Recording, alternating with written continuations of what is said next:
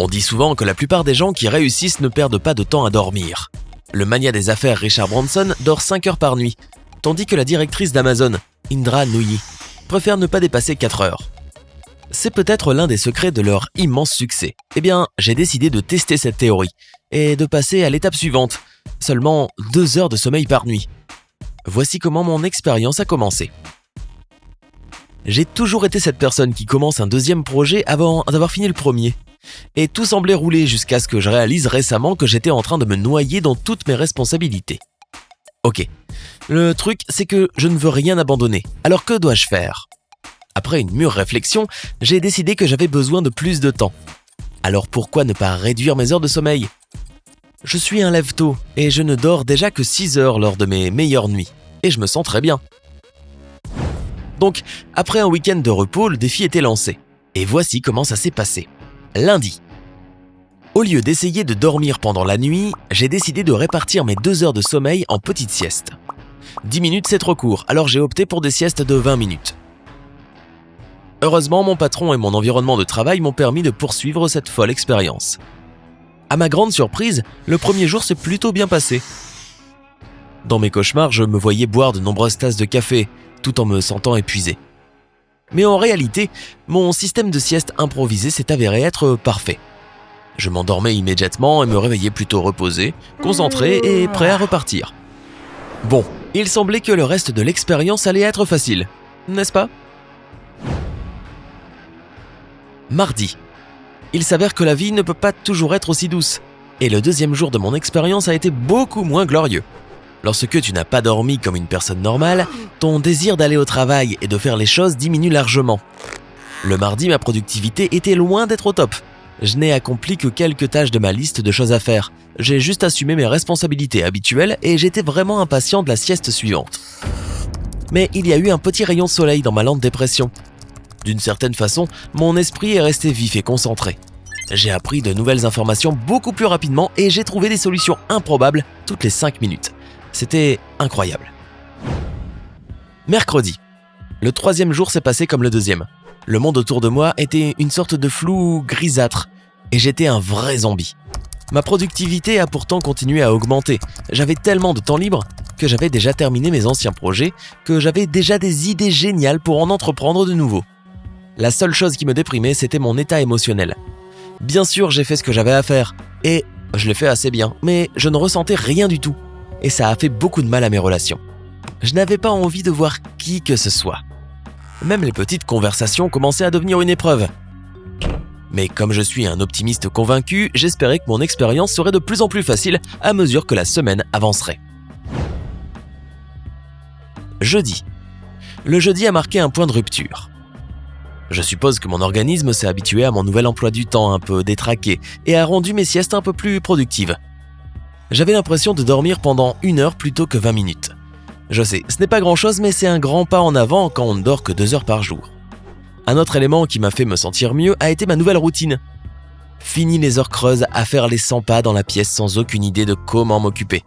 Désormais, j'avais du temps pour effectuer mes tâches, du temps pour lire, du temps pour faire du sport, du temps pour méditer et plein d'autres activités géniales. Je commençais à me sentir un peu plus vivant, mais la fatigue ne disparaissait pas. Et il me restait encore 3 jours. Après un jeudi passable, le vendredi m'a ramené à ma déprime. Mon expérience a cessé d'être amusante et bizarre. Et s'est juste convertie en un cycle monotone. Chaque journée se passait dans la somnolence et je commençais à avoir l'impression de perdre la tête. Mon apparence en disait long, mes yeux étaient hagards, avec des poches énormes sous les paupières et ma peau a commencé à prendre une teinte grisâtre. Ma productivité au travail a également baissé. Certes, durant ces 4 derniers jours, j'avais accompli plus de choses que durant les 2 dernières semaines, mais tout cela manquait d'âme. Ce que j'aimais faire dans la vie s'était transformé en quelque chose de mécanique et d'ennuyeux, et c'est là que j'ai commencé à douter de mon expérience. Peut-être que 5 jours étaient suffisants après tout. Non, allez, je pouvais tenir un jour de plus. Samedi. Enfin un jour de congé. Maintenant que j'avais fait tout ce que je voulais et davantage, j'ai décidé de me laisser aller à la détente pour un week-end. Mauvaise idée. J'ai fait du vélo, de la randonnée, une promenade dans le parc. et même un petit concert le soir, et j'avais encore beaucoup de temps libre. Sans avoir à travailler, je n'avais absolument aucune idée de ce que je pouvais faire d'autre. Le temps passait aussi lentement que possible, 10 minutes me semblaient être une heure, et je commençais à avoir de plus en plus sommeil.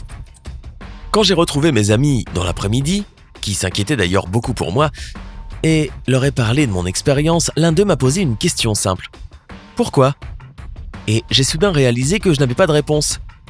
J'avais terminé toutes les tâches que j'avais l'intention de faire, alors qu'est-ce que je voulais de plus ? Je suppose que je voulais juste me prouver que j'avais assez de volonté pour continuer cette expérience pendant une semaine entière. Et le lendemain, c'était le dernier jour. Dimanche. Pour être honnête, le dernier jour n'a jamais eu lieu. Le dimanche à 2h du matin, je me suis endormi pour ma sieste habituelle, mais mon réveil n'a pas sonné. Je ne me suis réveillé qu'à 14h, me sentant en meilleure forme que jamais. Oui, j'ai un peu raté la fin de mon expérience, mais le monde autour de moi est redevenu coloré. Je me sentais vivant, reposé et inspiré. Et sur cette note douce amère, mon défi insensé était enfin terminé.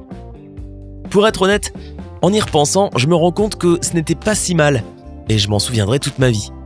Mais l'expérience n'a pas été si convaincante. Certes, j'ai terminé ma liste de tâches d'un mois en seulement 5 jours, mais j'étais tellement épuisé que je n'ai pas pu faire les choses de mon mieux. Par conséquent, j'ai dû reprendre certaines choses une deuxième fois. Mon apparence et ma santé ont été le plus gros problème. J'ai commencé à avoir l'air beaucoup plus vieux que je ne le suis réellement, et j'ai pris quelques kilos, même si je faisais de l'exercice tous les jours. J'ai même eu un terrible mal de tête au milieu de mon expérience. Heureusement, tous ces symptômes ont disparu lorsque j'ai recommencé à dormir normalement. Quant à ma vie sociale, quand tu n'as pas d'énergie, la communication semble impossible. Je ne recommanderais donc à personne de suivre mon exemple. Crois-moi, tu n'en as pas besoin. Le sommeil est le carburant de ton organisme, tu ne peux pas t'en passer. As-tu déjà fait une expérience avec ton rythme de sommeil ? Raconte-nous ton histoire dans les commentaires ci-dessous. N'oublie pas de mettre un like à cette vidéo, de la partager avec tes amis et de t'abonner à notre chaîne pour continuer à prendre la vie côté sympa.